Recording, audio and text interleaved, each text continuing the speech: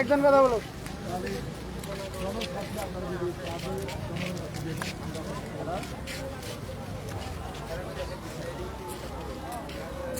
আমাদের এখানে যারা পুলিশ সদস্য যারা ভিতরে গিয়েছে তাদের সবার কাছ থেকে তাদের যে ব্যক্তিগত অস্ত্র ছিল ওদের সামনে তাদের কাছ থেকে প্রতিটা অস্ত্র নেওয়া হয়েছে।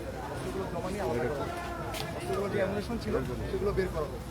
তাদেরকে ভেতরে রাখা হয়েছে, প্রত্যেককে পার্সোনালি ইন্ডিভিজুয়ালি চেক করা হচ্ছে, তাদের আইডি কার্ড এবং বিপি নাম্বার থেকে শুরু করে সব কিছু নোট ডাউন করা হচ্ছে। এখন আপনি যেই অ্যালিগেশনটা আনলেন যে ইন্ডিয়ান পুলিশ এখানে আছে, আমাদের কাছে এখন পর্যন্ত এই ইনফরমেশনটা নাই। ভিতরে যারা আছে তারা এই ব্যাপারটা ইন্টারোগেট করে বের করবে। যদি এরকম কোনো ইনফরমেশন থাকে অবশ্যই আমরা আপনাকে যদি বাইরে থেকে কোনো ইস্যু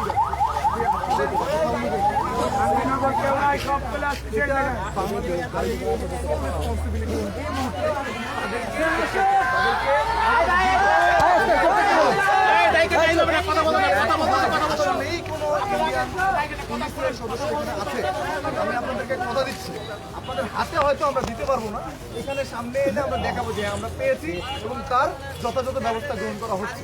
ঠিক আছে, আমাদেরকে তো অনেক গুলি করা হয়েছে।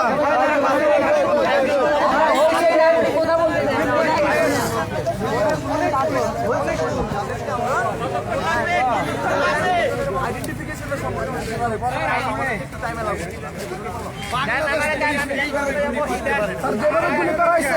মানে এটা কি বলবো,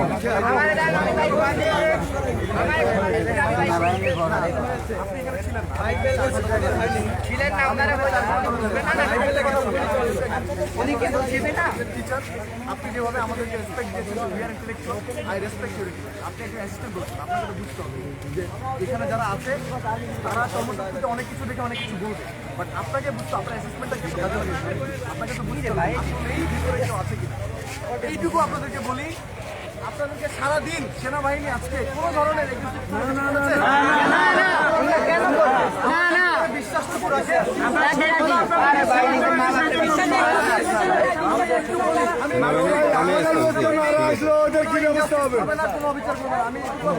আরে ভাই এগো ফিরেই দেবে, এজেন্টদের বিচার করার ক্ষমতা ওনাদের নাই। এইটাই তো ওনারা বললো এই দিবে, ওই যাইতেছে ওনাদের ক্ষমতা নাই তাদের বিচার করার। যদি তারা রয় এজেন্ট হয় কোনটা ইন্টারন্যাশনালি হ্যান্ড ওভার করবে।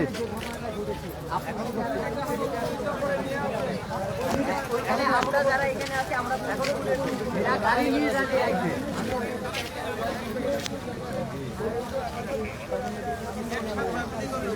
ওনাদেরকে লাস্ট পর্যন্ত দেখাইছি আমরা, সাউন্ডটা পাইছি আমরা কি দোয়া কথা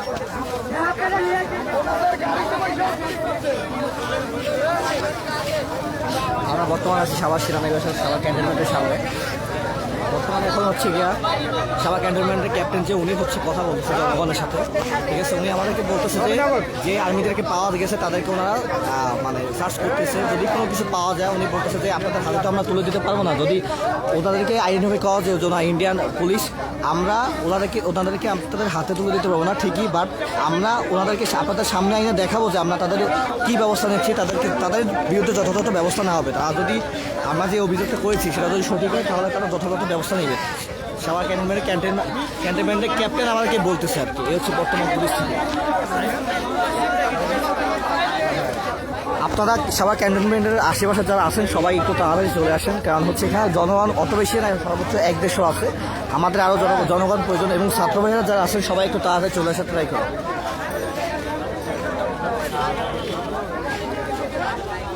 আমাদের দেখান।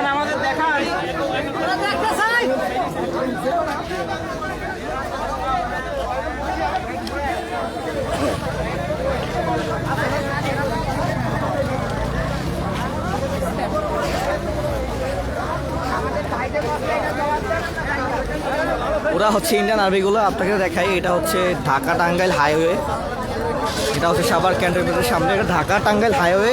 ওরা হচ্ছে ওই দিক থেকে বাইপেল থেকে ওরা ফায়ার করতে করতে আসছে গায়ে নিয়ে, ঠিক আছে। পরবর্তীতে জনগণ ওদেরকে সন্দেহ করে ওদেরকে ধরে ফেলছে, আটকাই ফেলছে।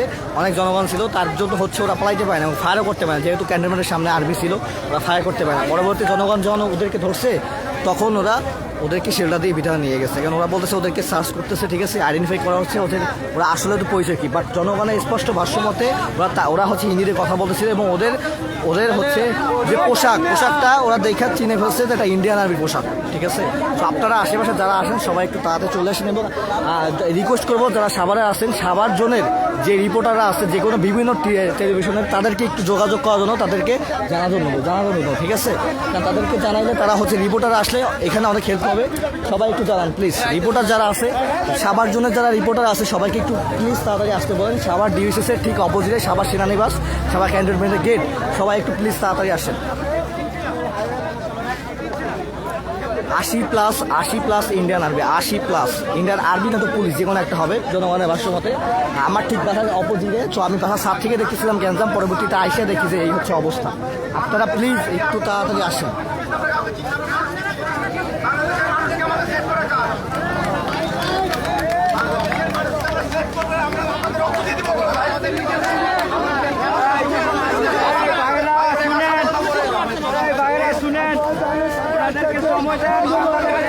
আমাদের সাথেই আছে।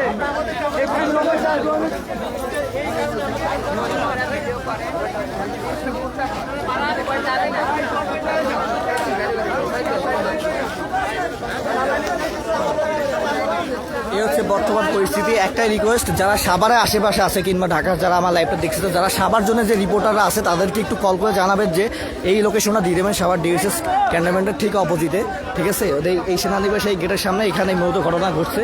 প্লিজ রিপোর্টার যারা আছে সবাই একটু জানাই দেন কাইন্ডলি, ঠিক আছে।